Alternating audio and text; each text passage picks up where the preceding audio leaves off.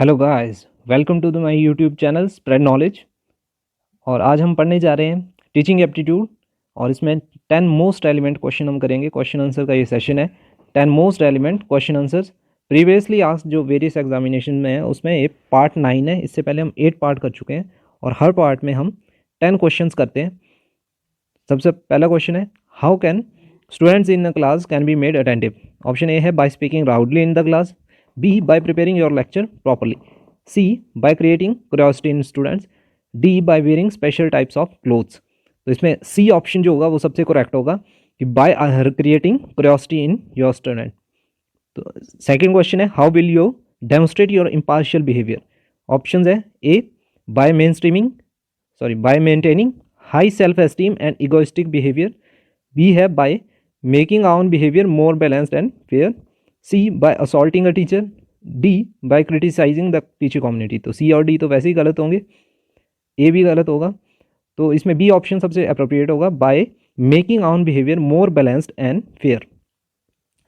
Third question है, a teacher who is not able to draw the attention of his students should A evaluate his teaching method and improve it, B resign from the post, D C by find fault in his pupils, D start dictating. तो इसमें ए सबसे appropriate option होगा। जो अगर teacher जो है attention नहीं gain कर पाए स्टूडेंट्स का तो उसको इवेलुएट करना चाहिए his teaching method and improve it. तो ऑप्शन ए आंसर होगा।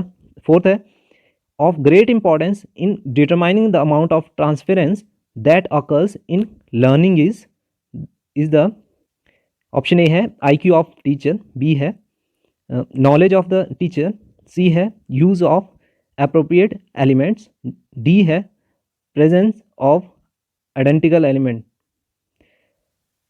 तो इसमें ऑप्शन जो है सबसे करेक्ट ऑप्शन होगा option A IQ of the teacher. Fifth question है, a backward child is a slow learner, he does not respond satisfactorily to the ordinary school curriculum and to the usual methods. The causes of this phenomena, options है A, these phenomena are poor intellectual ability and low intelligence, B है physical defects and diseases, C है emotional disturbance, D all of the above। तो इसमें जो है सारे के सारे ही हो सकते हैं, ऑल ऑफ द अबव होगा इसका आंसर। सिक्स क्वेश्चन में है, what can a teacher do to develop integrated personalities of his pupils. A option है, children should be encouraged and helped to set themselves well defined goals and objectives which can hope to achieve,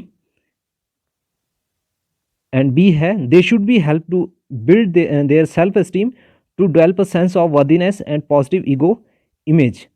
C है, life in the school should be so planned that children are able to express themselves fully। D है, all of the above। तो teacher को जो है क्या करना है, teacher क्या कर सकता है, क्वेश्चन में पूछा गया कि develop integrated personality of his प्यूपिल, की बच्चों का जो है इंटीग्रेटेड ग्रोथ हो, वो सारे एस्पेक्ट सीख पाएँ। तो तीनों ही ऑप्शन जो है पॉजिटिव वे में उसको बूस्ट कर रहे हैं, उसकी डेवलपमेंट को, पर्सनैलिटी को।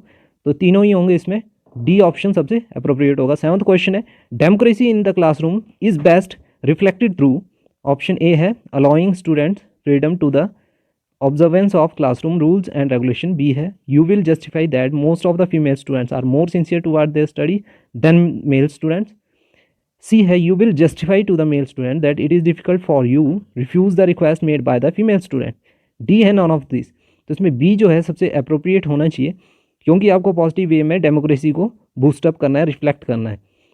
तो फ्रीडम आप दे नहीं सकते प्रॉपरली, क्योंकि आपको एक कंट्रोल रखना है, लीडर की तरह रोल प्ले करना है, और आपको जो एनवायरनमेंट है उसको जो है पॉजिटिव वे में उसको बनाना है, क्लासरूम के एनवायरनमेंट को। तो ए आप कर नहीं सकते हो। तो मेल स्टूडेंट को आप जस्टिफाई करने, सी में लिखा हुआ है कि जस्टिफाई करेंगे कि it is difficult for you refuse the request made by the female student. तो ऐसा आप जस्टिफाई तभी कर पाएंगे जब वो पॉजिटिव होगी। तो आप एक तरीके से, आप अपने तरीके से आप जस्टिफाई नहीं कर सकते। तो बी जो है सबसे अप्रोप्रिएट है कि उनको आप बताएंगे कि वो मोर सिंसियर है, तो उसके तरीके से उनको भी सिंसियर होना चाहिए, और मतलब पॉजिटिव वे में आप बता सकते हैं उनको। तो बी उस तरीके से आंसर होना चाहिए। तो इसका आंसर बी होगा, you will justify that most of the female students are more sincere toward their studies than the male students. Eighth question है, You are a teacher of literature. The chapter of a book deals with the biography of a scientist and his works. In this situation, what would you do with chapter? Options है A. You would ask the students to read themselves. B है you would request the science teacher to teach this chapter to the students. C है you would consult other books concerning with the scientist and then teach the lesson to the student. D है any one of them. तो इसमें जो है सी जो है सबसे appropriate है कि हम कंसल्ट करेंगे। आप जो है साइंस टीचर को नहीं बोलोगे, आप जो है कंसल्ट करोगे वेरियस बुक्स को जो कि साइंटिस्ट से रिलेटेड है और उसके बाद जो है लेसन बच्चों को पढ़ाओगे। तो सी सबसे अप्रोप्रिएट आंसर होगा। 9th क्वेश्चन है for knowledge lessons. Option A है नॉलेज लेसन के लिए हम कौन सी स्कीम यूज़ करेंगे। Option A global scheme, option B Herbart 5 stage system scheme 5 stage system, C Gary scheme, D none of this.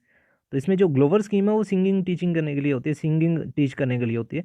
Herbert 5 stage system है, इसमें formal steps बताए हैं कि नॉलेज लेसन्स कैसे टीच किए जाएँ। पहले प्रिपरेशन करेंगे, न्यू मटेरियल लर्न जो होगा उसके लिए पास्ट आइडिया या मेमोरीज़ को हम अरेंज करेंगे जो कि टीचर्स के लिए वाइटल इंटरेस्ट उसका पैदा कर सकती हैं। दूसरा स्टेप में हम प्रेजेंटेशन की बात करते हैं। दूसरी स्टेज में presenting material by means of concrete object और एक्चुअल एक्सपीरियंस की हेल्प से हम उसको प्रेजेंट करेंगे। थर्ड में एसोसिएशन करेंगे through thorough assimilation of new idea through comparison with the former ideas and consideration of their similarities and differences in order to implant new idea.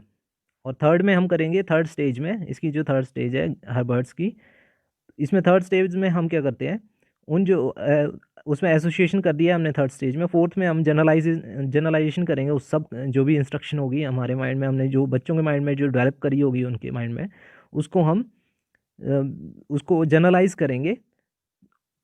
और last जो है उसमें एप्लीकेशन करवाएंगे, उसको एप्लीकेशन कैसे करेंगे कि जो नॉलेज उन्होंने गेन करी है उसको अप्लाई कैसे करना है। तो लास्ट सी में क्या होगा, गैरी स्कीम किसके लिए यूज़ की जाती है। गैरी स्कीम जो है जो मूवमेंट हुआ था प्रोग्रेसिव एजुकेशन से रिलेटेड है, जिसमें जो है इंडस्ट्रियलाइजेशन या बिजनेस मैनेजमेंट से साइंटिफिक मैनेजमेंट की तरफ कैसे हमने एजुकेशन मूव करनी है, उसको बिजनेस से कैसे रिलेट करना है, साइंटिफिक इंप्रूवमेंट, प्रोग्रेसिव लर्निंग कैसे होनी चाहिए। तो सी उससे रिलेटेड है गैरी स्कीम। तो इसमें बी सबसे अप्रोप्रिएट ऑप्शन है, नॉलेज लेसन से 5 स्टेज सिस्टम हर्बर्ट का रिलेट करता है।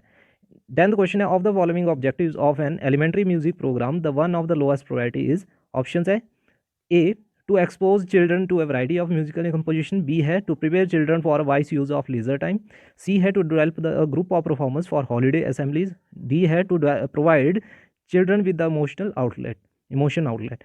तो ए भी कहीं ना कहीं रेलिवेंट है कि वैरायटी ऑफ म्यूजिकल कंपोजिशन उसको सिखाने हैं, और बी में जो है wise use of leisure time करवा रहे हैं।